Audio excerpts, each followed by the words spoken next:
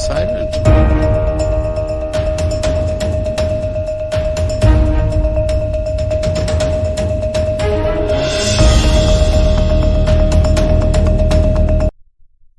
Hello everyone, welcome to Sri Ram's IS YouTube channel. This is your mentor Arzu Kakkar, where daily we used to have this session of news analysis. उम्मीद करती हूँ आप सब बढ़िया हो, खुश हो, स्वस्थ हो, things are fine at your place and you're keeping up with your revision as well. ठंड बढ़ रही है बट इसका मतलब ये नहीं है कि आप पढ़ाई कम कर दें. बढ़ती ठंड के साथ लेथार्जिक बिल्कुल नहीं होना है कि ब्लैंकेट में बैठना, having a cup of coffee, बस यही चल रहा हो. तो ये मत करना. अपनी पढ़ाई को इक्वली, अगर सीरियस एस्पिरेंट हो तो डेफिनेटली, मतलब ये कहने की बात भी नहीं है, बट कभी कभार ऐसा होता है.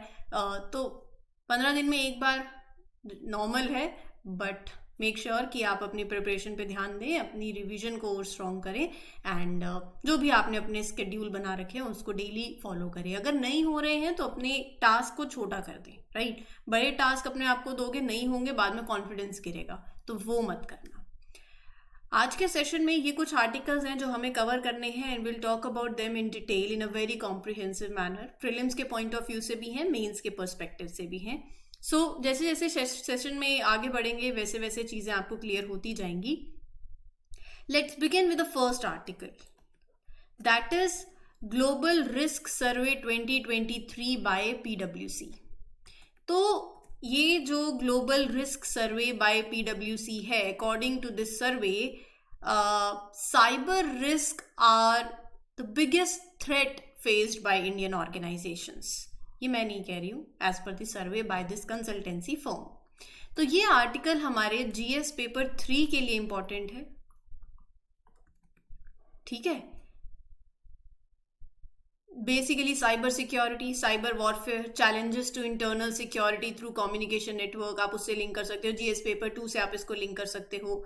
सो मेंस के लिए आपको ये पता होना चाहिए what are the challenges that are related to cyber risk in India. आपके पास डेटा होना चाहिए, कुछ फिगर्स होने चाहिए.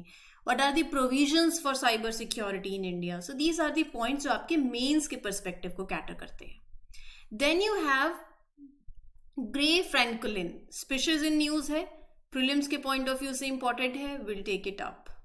Then you have Sohagi Barwa wild life sanctuary कहाँ है, कैसा flora, vegetation, why in news and river associated. तो ये सारी डिस्कशन हम करेंगे विद मैप.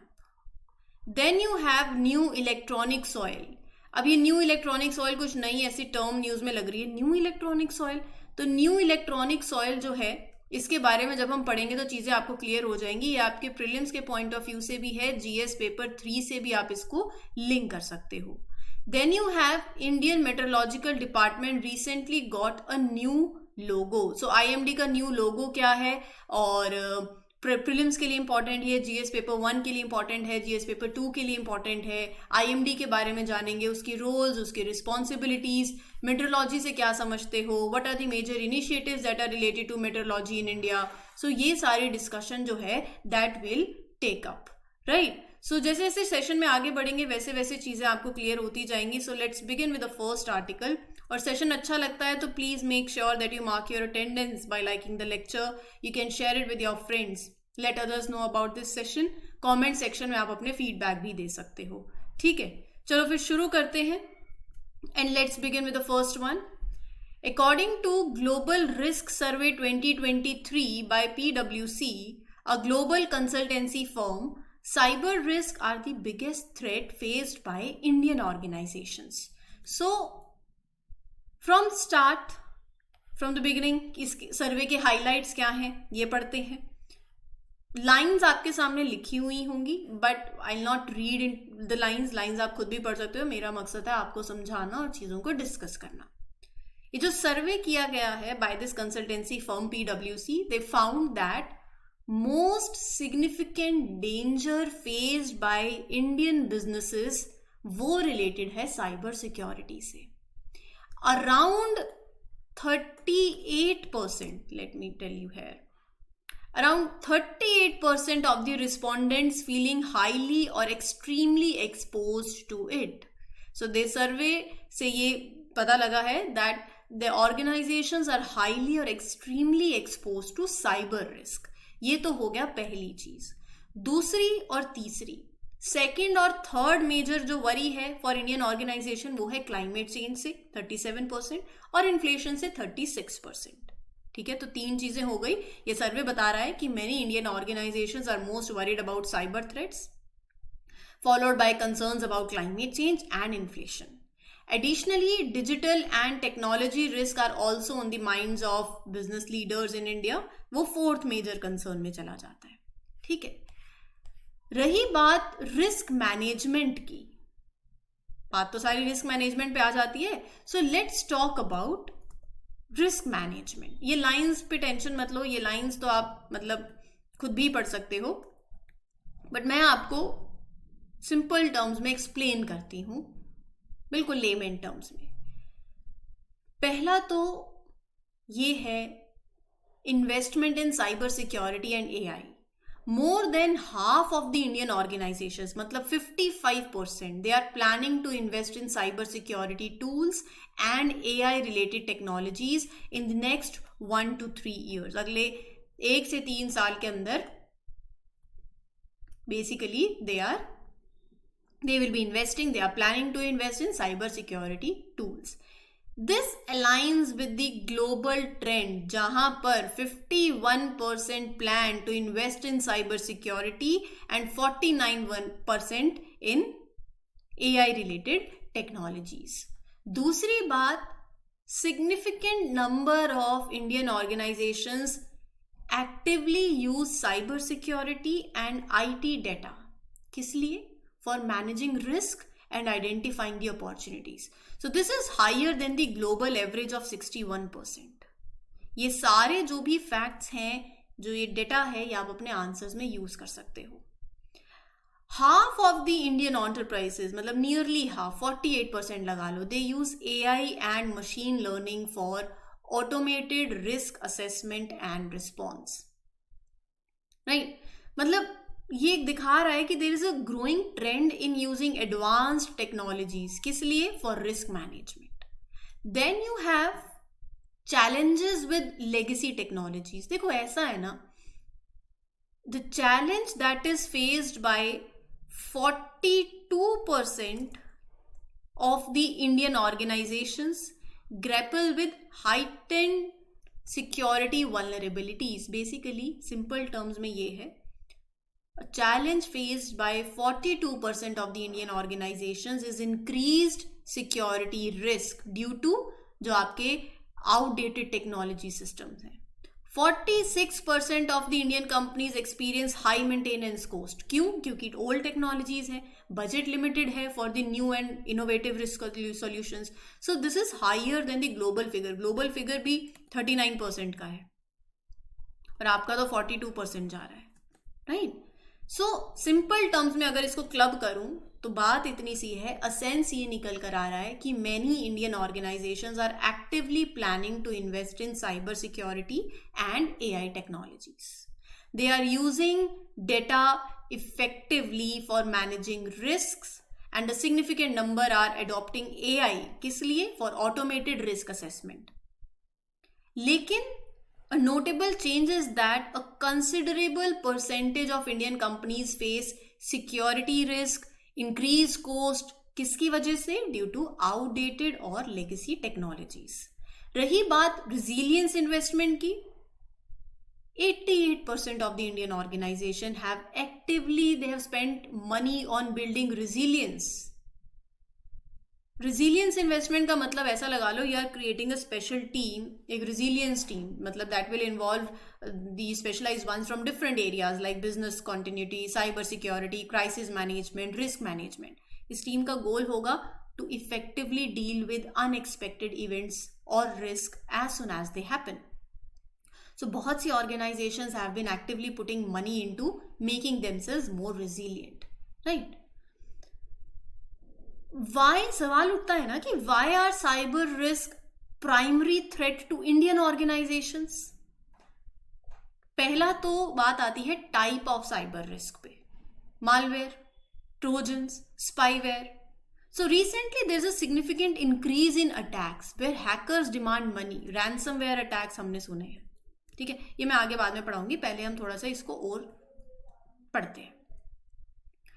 फिर दूसरी बात आती है, अगर एक organisation try to control these risks, they still affect how people see the company. Impact पड़ता है फिर ऑर्गेनाइजेशन पे. This can influence the company's stock prices, damage the trust that people have with it, right?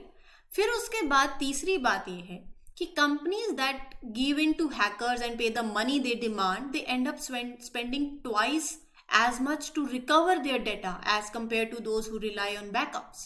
So financial toll हो गया एक of ransomware.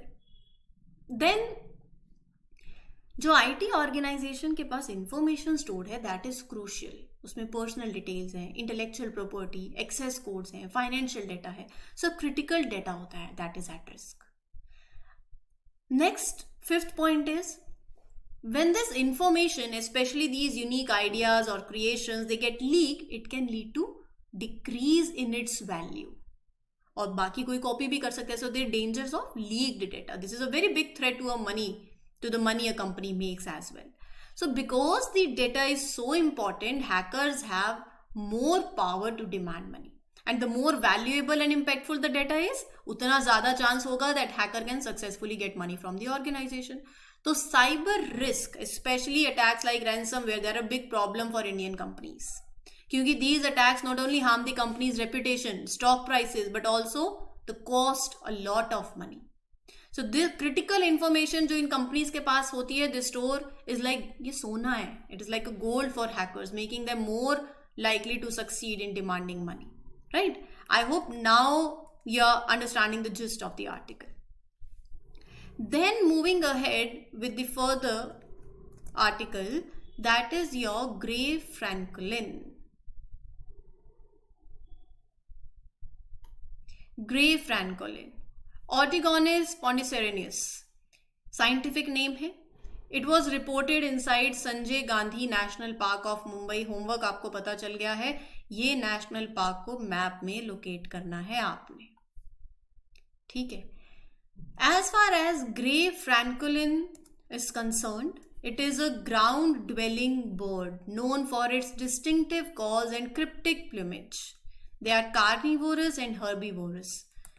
थोड़ा सा इसको डिटेल में लेते हैं. It's a bird that stays close to the ground. और ये यूनिक है for its camouflaged feathers. Diet की बात करें, so they eat both insects and plants. So they are both insect eaters and seed eaters. कहाँ रहते हैं ये? They prefer open areas, low grasses, plains, scrub lands, cultivated lands. ये आपको ज्यादा हाई प्लेसेस पे देखने को नहीं मिलेंगे. They usually stay below 500 metre above sea level, ठीक है. तो फिर इसकी डिस्ट्रीब्यूशन की बात करते हैं. Where they are found, they are seen in the Indian subcontinent, in parts of India and in Iran, ठीक है. इंडिया की बात करें, so they live south of the foothills of Himalayas, west to the Indus valley and east to Bengal. So some are also found in north west Sri Lanka as well. और इसके IUCN status की बात करें, अभी घबराने की बात नहीं है, लीस्ट कंसर्न है, ठीक है. Now certain facts about Sanjay Gandhi national park. It is located in the state of Maharashtra, which was formally known as Borivali national park. Map में आप लोकेट करोगे, मैं आपसे उम्मीद करती हूँ इतना तो. Inside the park, there are really old caves that are called Kanhiri caves. These caves have been there for about 2400 years and are carved out of rocky cliffs. Flora की बात करूँ तो शीशम, tea, kadamba, species of other plants are found in this national park. Leopards, barking deer, ये hyena और palm civet, ये सारे आपको स्पीशीज यहाँ पर देखने को मिलेंगे. कहाँ? संजय गांधी नेशनल पार्क में, महाराष्ट्र में ये है. आप इसको मैप में लोकेट करोगे. सॉर्टेड है. Next is this wild life century. Chief Minister of Uttar Pradesh directed the officials to conduct archaeological excavation in Sohagi Barwa Wildlife Sanctuary. Nepal का बॉर्डर भी लगता है, बिहार का भी लगता है. इधर अपना वाल्मीकि टाइगर रिजर्व भी है, अगर आपको याद हो तो. हमने कवर किया हुआ है उसको, बिल्कुल वहीं पर लगता है। उत्तर प्रदेश में महाराजागंज डिस्ट्रिक्ट में ये पड़ता है।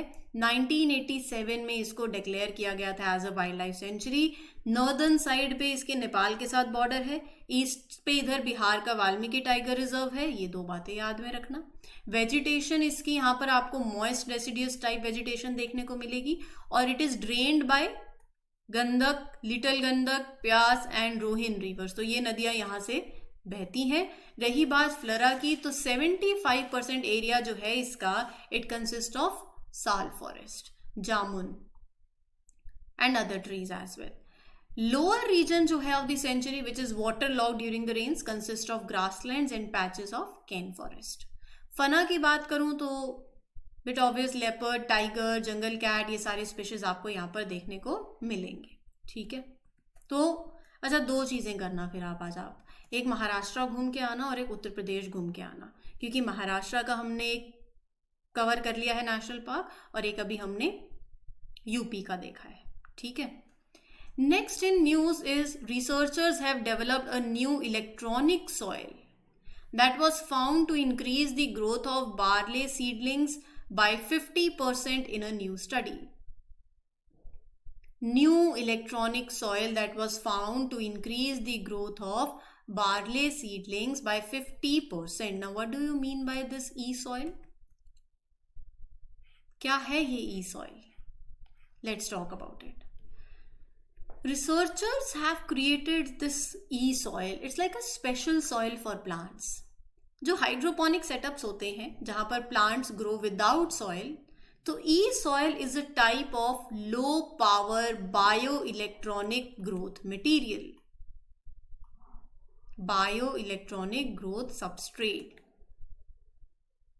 It means that it can use a small amount of electricity. किस लिए? To stimulate plant roots and help them to grow better.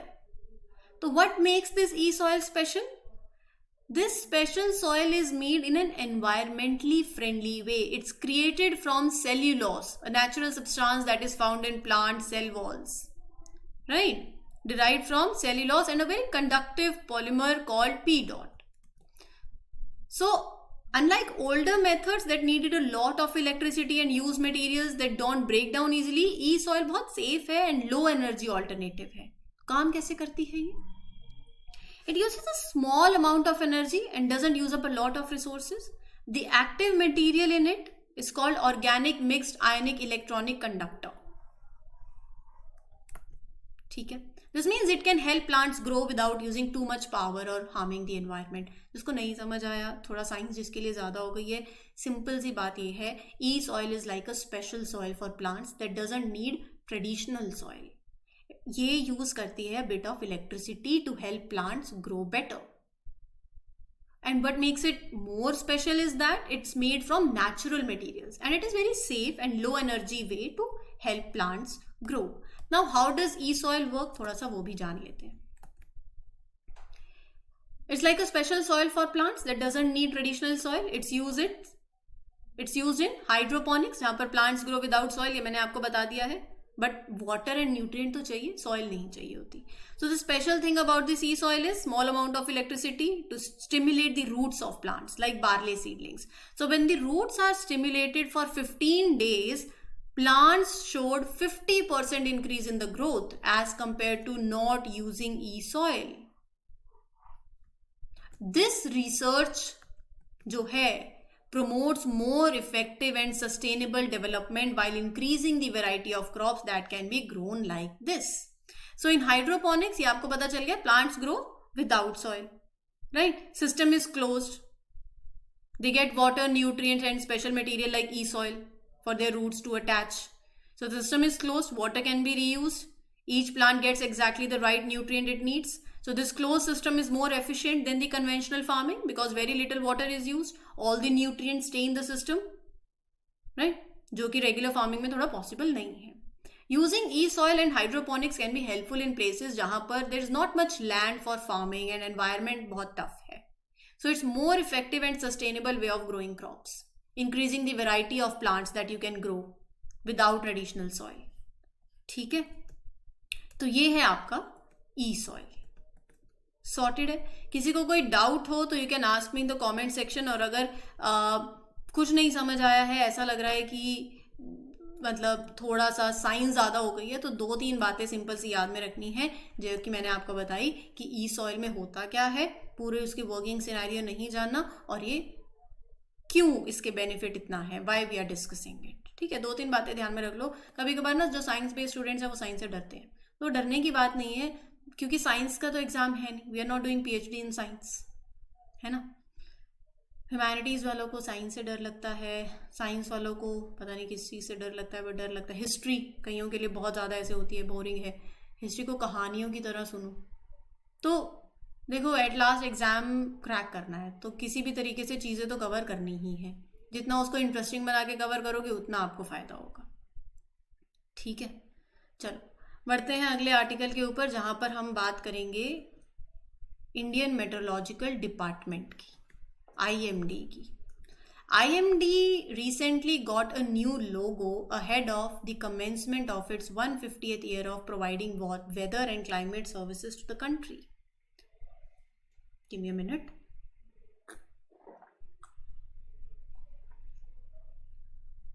Orange और ग्रीन कलर का मिक्स है न्यू लोगो के अंदर, 150 एम्बेडेड है with the present logo showing Indian monsoon winds crossing over India. This you can see here, right?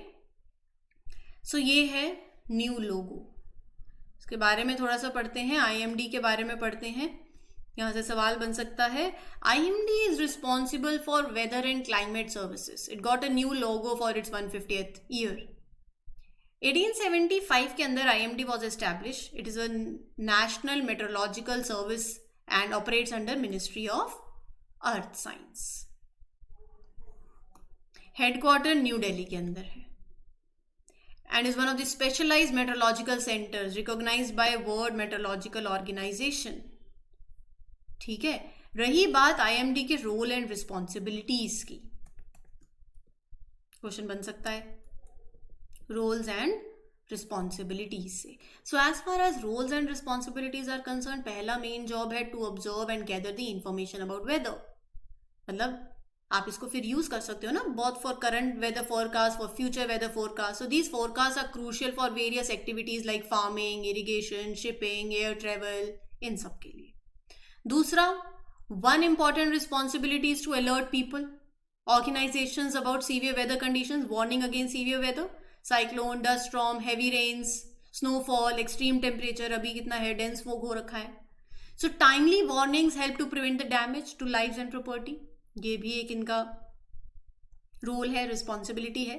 Third is providing useful statistics, so they collect and provide important weather related data that is useful for various purposes, जो जैसे कि मैं आपको बता रही हूँ, supporting industries and even activities like oil exploration. Another role is to actively engage in research related to weather and allied fields. So this ongoing research helps in understanding the weather patterns. So by promoting research, they contribute to advancement in meteorology and related science. सवाल उठता है कि meteorology मतलब? Meteorology is like the science of Earth's air and weather. It's all about understanding and predicting what the weather will be like. Right? By looking at the information, you can figure out what the weather is going to be like in future. So meteorology is not just about saying if it will rain tomorrow. It's also about understanding how the Earth's air works. So they study the process that happens in the air. Like why it gets hot in some places and cold in others, and how the air moves around the earth. That is what meteorology is. It's the science of air and weather. Simple. Knowing about weather is important for many things. But overall, what meteorology is, ये भी मैंने आपके साथ share कर दिया. What's happening in the atmosphere? They use tools to look at it, to understand how the air behaves, right? That is what meteorology is. उम्मीद करती हूँ आपको ये सेशन अच्छा लगा हो, चीज़ें क्लियर हो गई हो। कोई डाउट हो तो you can ask me in the comment section. Do mark your attendance by liking the lecture and do share these sessions with your friends. This is your mentor Arzu Kakkar signing off. Happy learning. All the best. Take care. Thank you.